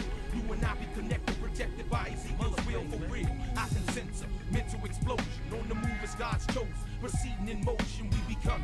Yes, indeed, the parts are forming. Running about her, cause Babylon is falling. Living all in the midst of devilish anguish. His aim is to kill us all with this language. He's the mischief maker. Plus he's wicked by nature, the modern mind shaper. So hey, will Jacob wake up the lion? He's in Judah, sleep. I wonder who will wake him, bring him to his feet. Speak now, or forever hold your peace. The violence of this beast must cease. Look out, I see a lion. Where he's in Judah, sleep. I wonder who will wake him, bring him to his feet. Speak now, or forever hold your peace. The violence of this beast must cease. Now look, for 4 days, he's been sleeping in the tomb. Fed like the zoom, no light, it's like the moon. His blood is be maroon, plus it covers the earth. Crucified daily, and waiting this new birth. For real, the truth hurts the wicked evil doer. He knows that the future will bring a new ruler. So look, don't let him fool you with his maneuvers and wisdom. Seeking, you'll find that he uses symbolism with this rhythm. Black will represent the hesitant brains. Hit the water down the flames and sort out the remains. Everything must change, nothing stays the same. Our struggle's been ordained, so just chill, maintain. I know it's strange, but look, one came to raise us up. Farad has arrived, beware, don't self-destruct, keep the focus. The red dragon's coming with the locusts. Some don't notice, so they engage in shit that's bogus. But look like Moses, I'ma free you from your bondage, from those who oppress us, wicked, evil, demonics. I promise that I'ma flaunt this everywhere I go. My people gotta know, so I can't hold it in no more. For real, the pressure's on and that be the fact. We gotta resurrect quick if we expect to be hereafter. Look, I can see disaster, it's all in our midst. It's the shock of the hour, man, the clock be stuck on 6. I wonder, who can fix this problem from Zion? I'm in the wilderness trying to wake a dead lion. There's a lion where he's in Judah asleep. I wonder who will wake him, bring him to his feet. Speak now, or forever hold your peace. The balance of this beast must cease. Look out, I see a lion where he's in Judah asleep. I wonder who will wake him, bring him to his feet. Speak now, or forever hold your peace. The balance of this beast must cease. Now peep these bones as they lie, still dry in the valley. Buried under rubbish, darkness covers the body. There's no consciousness, there's no breathing, no pulse. Walking dead in Israel, be that sheep that's lost. Guided by the false image, they don't know what sin is. In their forehead be a mark that reads crooked menace. It's continuous bleeding, therefore repentance is needed. Wickedness can be defeated when we submit, it's deleted. This beast be heated, he knows the fire's kindling. The curtains in that land of Midian be trembling. I see a similar, large number, many men coming from out the grave to never go back in again. Lazarus, come forth, remove that napkin, take it off. The force be with you, so lion, let him hear your voice. I can hear the roars coming from daily tribal wars. Flesh wounds and scars be like all over the stars in the river of blood. In this case, he was okay, he was arrested and beaten, and he's dead. Who was Willie James Williams? That's a question that provokes heated discussion among many of the people of his hometown of Valdosta. Valdosta is the county seat for Lowndes County. The reason that such a simple question fails to elicit a simple answer, death, Willie James Williams has become a symbol, and as is often the case with symbols, this one-time, middle-aged African-American man now represents different things to different people. For some, he is a martyr, a victim of official misconduct and police brutality, a symbol of blatant racism and a treacherous criminal justice system. Others see only a criminal who got what he deserved, a ne'er-do-well, a disposable member of society. Well, the town has never really left the 60s. Valdosta has never left from where it was situated. Valdosta have always been a black and white town. For self-preservation, if you are African American, if you want to be successful in Valdosta, you must conform to the local establishment. Meaning this: first, you must keep quiet. You must do anything that's divisive. You must play along. You mustn't say anything that's out of character. You must not complain about those who are in power, such as Sheriff Polk, Miller, McLean, or Langdale. If you want to get ahead in Valdosta, you're African American, you would metaphorically kiss the right button and not complain. And stay on your knees and pray. It hasn't really been any change. You do what you do over there and don't bother nobody or don't make no fuss, and it's all right. And we won't do anything. I must confess that that dream that I had that day has at many points turned into a nightmare. Greetings. Have you ever heard of the works of the flesh? George Boston Ryan. He is the only reporter that I have met that prints nothing but 100% of the truth. The whole story, not the hidden story. So you need to go to his YouTube channel, Boston G.B.R. And I promise you, you will see the whole truth on everything that's going on, even with the news media. He has over 500,000 views. So go to his YouTube channel. That's Boston G.B.R. on YouTube. Like I said, he goes everywhere I go, and he presents the truth, and nothing but the truth, 100% of the truth, not part of the story, what they want to hear. It sticks to the righteous and seek to destroy the righteous at all costs. So I'm saying to you, black man, woman, and your children, you better stop calling the Klan. You better start calling your neighbors, your family members, to stop this foolishness. Why would you keep calling the police and law enforcement when you already know that they hate you and they are working to destroy you? When will you stop calling the wicked on the just? Sooner or later, black man, black woman, and your children, you will be forced to wake up and understand what is before you today.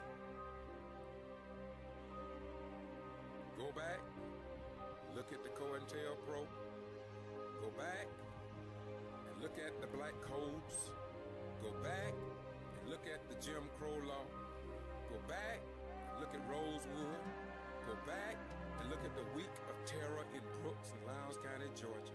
Go back and look at what they did to every black leader that stood up as God put it within their hearts to do. And it's always the wicked that come out against God's chosen people. Black man, black woman, and your children. History records that you didn't do nothing against a white European man, but they still hate you. You haven't done to them what they have done to you. And they hate you. They hate you bad, man. They really hate you bad. But you know that your mother, your father, your grandparents did not teach you to hate others like they hate you. And this is why you don't have a history like that. Not because your mother, your father, your grandparent was good, but because God set you aside to be the salt of the earth. And if you study your scripture, black man, black woman, and black children, it will let you know that no greater love had no man than this, that he be willing to lay down his life for a friend. Who can say that God did not send and direct the ancient slave ships to America to help save this country from itself? And keep in mind that the God of our ancestors told us that he would not put more on us than we could bear. Well, be that as it may. But I'm saying to you today, look at Aleppo. Look at the deaths that are taking place. Look at how they are polluting the water here in America. And very few people will speak out and say anything about it. Look how black elected officials are treated here in the state of Georgia. And the damn news media won't even tell your story, Hebrew Israelites. The news media are no good to the black man, woman, and their children. You know this. You have seen this. Dr. King talked about this. Malcolm X talked about this. Elijah Muhammad talked about this. Master Farad Muhammad talked about this. Jesse Jackson talked about this. Right white people are talking about this. Professors at VSU tell me about it. You got some wicked people in this world. You got some wicked people in this world. And you can't stop them. And so everybody now is arming themselves. People now are getting their gun permits to protect themselves against beasts in human form that look like human beings. Our ancestral God told us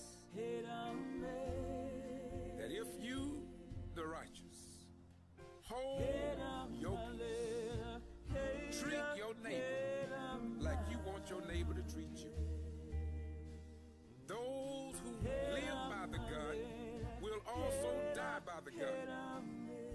God also told us, this is not your fight, black man, black woman, and black children. This is not your fight. God say, this is my fight. God say, this is his fight. He said, with proper understanding, again, if you hold your peace, I will fight your battle. You cannot fight the wicked man. The wicked man got too many guns. The wicked man got too much hate. And so this is God's fight. And he gonna win in the end. Have a nice day. My heart is troubled, and I'm asking, why aren't you? I'm George Foster Ryan from Valdosta, Georgia. I had to get this off my chest and put it in your brain. So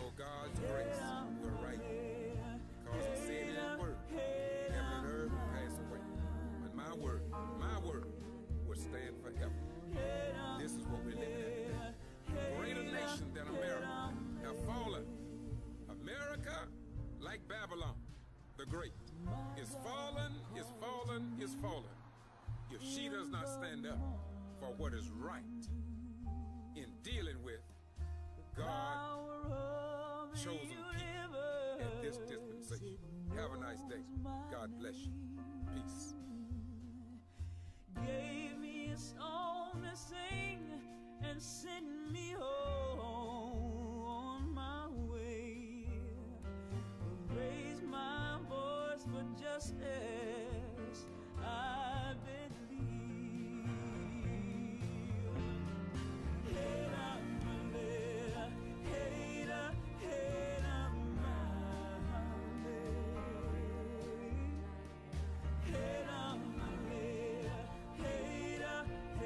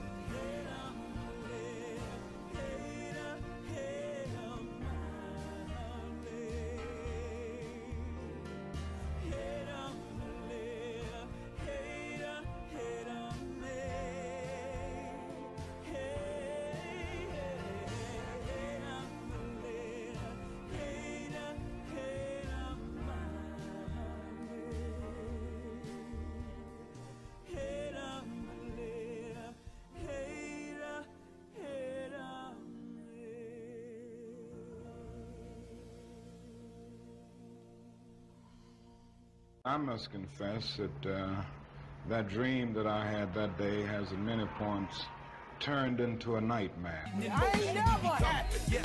Hell no, not long as my people dying unjustified, unaccounted for, no answer. You damn right I'm angry. I'm gonna stay angry.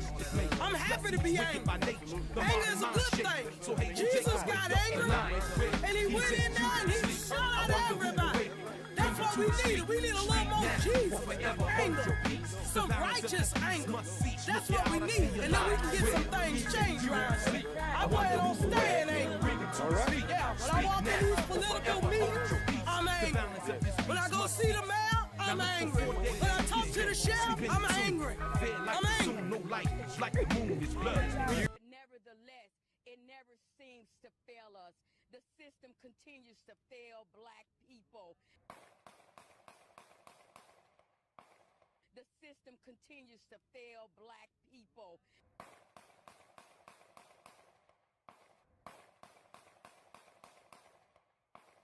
They don't talk about all our black children coming in there being killed, being shot, the violence. Martin Luther King talked about three things that are affecting our community: racism, poverty, and violence. Until we get a stop on that, we're going to have these problems.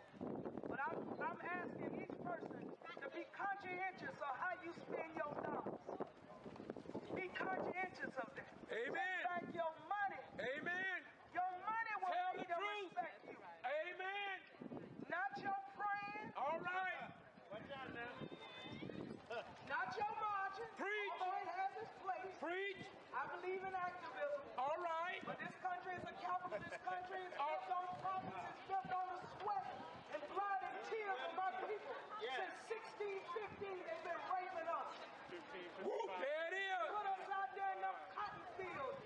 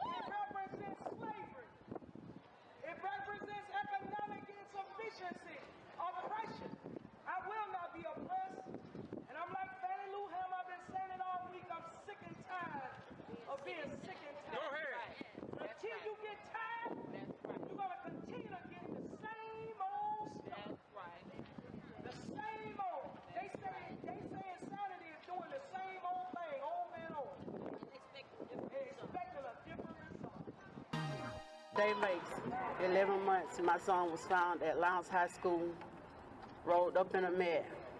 I was at that school the day they found my son. They treated us like nobody from day one. They're still treating us like nobody. But we declare that we're here to stay. We ain't going nowhere. They want us to leave, and when we leave, it's going to be when they give us justice for my son. This is the Get to Free Press, and we report what others ignore. This is your First Amendment right to know without whiteouts from a controlled news media whiteout network. And we are located in Valdosta, Georgia, and we are here to inform, educate, and persuade if necessary. Always keep that in mind. Moreover, I want to say to you that as a community, state, nation, and world, we are not who we claim to be, but who we prove ourselves to be over a given period of time. And if we are a liar, time will tell. And if we are a racist or a hater, time will tell. And our righteous and holy God already know. So you are only fooling yourselves. Again, the Ghetto Free Press. I'm George Foster Rance. I must confess that that dream that I had that day has at many points turned into a nightmare. The system continues to fail black people.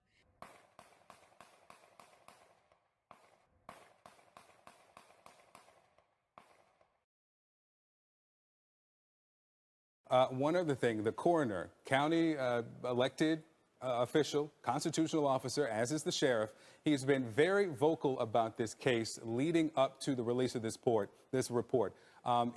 He says that he was supposed to be called as soon as a body was found. He was called 5 hours later. I also want you to hear what he told our affiliate WCTV in April.